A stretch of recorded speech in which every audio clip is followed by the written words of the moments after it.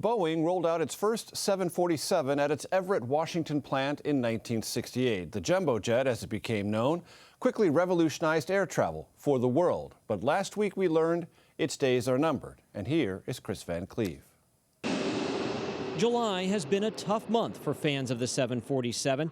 The economic fallout of the coronavirus made this the final landing of a Qantas 747 after nearly 50 years of service.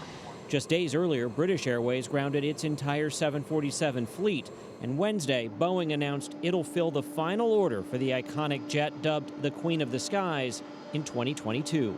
There's a bit of me on every one of those airplanes, and so it's kind of an odd feeling to see that phasing out. Kind of traumatic in a way. We talked to Boeing employee Paul Chamberlain in 2017 for CBS Sunday Morning. He'd worked on the 747 line for 27 years.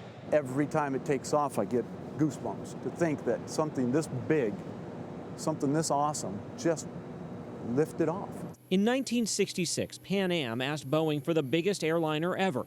Starting from scratch and nearly bankrupting the company, Boeing's humpback double-decker jumbo jet made its first flight less than 3 years later. Your airline wasn't an airline unless you had a 747.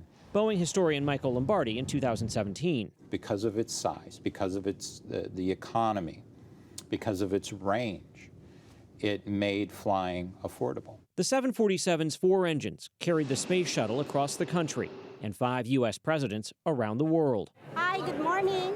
We were there in November 2017 when United's final 747 left San Francisco for Honolulu, retracing its original United route 47 years earlier.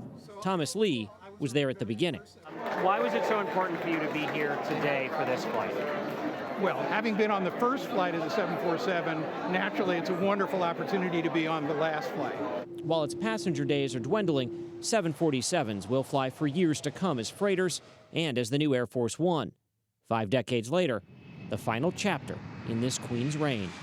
Kris Van Cleave, CBS News, Washington.